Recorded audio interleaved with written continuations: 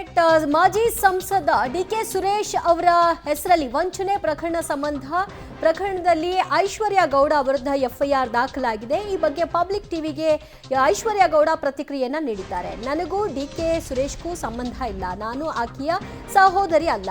ಅವರ ಹೆಸರು ಹೇಳಿ ನಾನು ಎಲ್ಲಿಯೂ ಕೂಡ ವಂಚನೆಯನ್ನ ಮಾಡಿಲ್ಲ.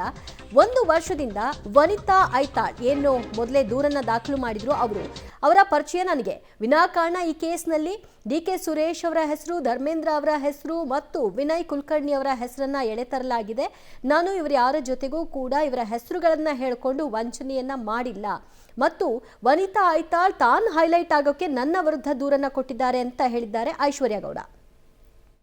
ಡಿಕೆ ಸುರೇಶ್ ಅವರ ಸಹೋದರಿ ಅನ್ನುವಂಥ ಹೆಸರನ್ನ ಹೇಳ್ಕೊಂಡು ಸುಮಾರು ಒಂದು 8 ಕೋಟಿ 9 ಕೋಟಿಯನ್ನ ವಂಚನೆ ಮಾಡಿದ್ದಾರೆ. ಅಷ್ಟು ಪ್ರಮಾಣದ ಚಿನ್ನಾಭರಣವನ್ನ ತೆಗೆದುಕೊಂಡು ಹೋಗಿದ್ದಾರೆ ಅಂತ ನಿನ್ನೆ ಒಂದು ಚಂದ್ರ ಲೇಔಟ್ ಪೊಲೀಸ್ ಠಾಣೆಯಲ್ಲಿ ಎಫ್ಐಆರ್ ದಾಖಲಾಗಿತ್ತು. ವನಿತಾ ಐತಾಳ್ ಅನ್ನುವರು ಐಶ್ವರ್ಯ ಗೌಡ ಅವರ ವಿರುದ್ಧವಾಗಿ ಕಂಪ್ಲೇಂಟ್ ಅನ್ನ ಲಾಡ್ಜ್ ಮಾಡಿದ್ದಾರೆ. ಎಫ್ಐಆರ್ ಆಗಿದೆ.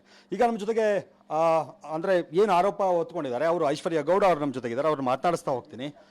ಮೇಡಮ್, ನಿಮ್ಮ ಮೇಲೆ 9 ಕೋಟಿಯಷ್ಟು ಚಿನ್ನಾಭರಣ ತಗೊಂಡು ಹೋಗಿದ್ದಾರೆ, ಕೊಡ್ತಾ ಇಲ್ಲ. ಅದು ಕೂಡ ಡಿಕೆ ಸುರೇಶ್ ಅವರ ಹೆಸರನ್ನ ಹೇಳ್ಕೊಂಡು, ಅವ್ರ ಸಹೋದರಿ ತಂಗಿ ಅಂತ ಹೆಸರು ಹೇಳ್ಕೊಂಡು ಅಂತ ಏನು ಹೇಳ್ತೀರಿ? ನಿಮ್ಮ ಮೊದಲನೇ ರಿಯಾಕ್ಷನ್? ನನಗೂ ಅದು ಆಶ್ಚರ್ಯವಾಗಿದೆ. ಎಲ್ಲರೂ ಇವಾಗ ಒಬ್ರು 8 ಹೇಳ್ತಾರೆ, ಒಬ್ರು 9 ಹೇಳ್ತಾರೆ, ಒಬ್ರು 10 ಹೇಳ್ತಾರೆ, ಒಬ್ರು 12 ಹೇಳ್ತಾರೆ, ಒಬ್ರು 13 ಹೇಳ್ತಾರೆ, ಒಬ್ರು 14 ಹೇಳ್ತಿದ್ದಾರೆ. ನನಗೂ ಅದು ಆಶ್ಚರ್ಯ ಇದೆ. ಈಕೆ ಕೂಡ ನೋಟಿಸ್ ನನಗೆ 14 ಕೋಟಿ ಅಂತ ಕಳಿಸಿದ್ದಾರೆ. ಅದಕ್ಕೆ ನಾನು ಏನು ರಿಪ್ಲೈ ಕೊಡಬೇಕು ನಾನು ಕೊಟ್ಟಿದ್ದೀನಿ. ಈ ಥರ ಫೈನಲ್ ಆಗಿ ನಡೀತಾ ಇದೆ ಇದು.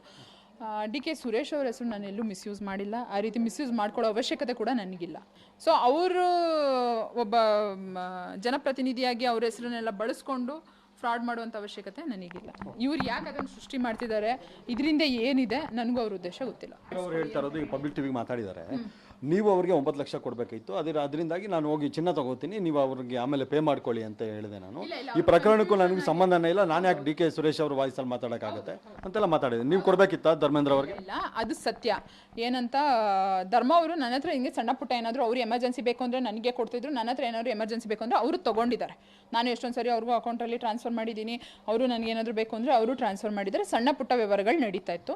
ಸೊ ಅದರಲ್ಲಿ 4 ಲ್ಯಾಕ್ ಇನ್ನು ಉಳಿದಿದ್ದು 4 ಲ್ಯಾಕ್ ಏನು ಮಾಡಿದ್ದೀನಿ, ನೀವು ಅದರಲ್ಲಿ ಕೊಟ್ಬಿಡಿ ಅಂತ ನನಗೆ ಹೇಳಿದ್ದಾರೆ. ಅವ್ರು ಹೇಳಿರೋದು ನನಗೆ ಅಷ್ಟಾಗಿ ನೆನಪಿಲ್ಲ. ಆ ಟೈಮಲ್ಲೆಲ್ಲ ಸ್ವಲ್ಪ ನಂದು ಇಶ್ಯೂಸ್ಗಳು, ಹಬ್ಬದ ಟೆನ್ಷನ್ಸ್ಗಳು ಅದೆಲ್ಲ ಇತ್ತು. ಹೇಳಿರೋದು ನೆನಪಿರಲಿಲ್ಲ. ಅವತ್ತು ನಾನು ಹೇಳಿದ್ನಲ್ಲಮ್ಮ.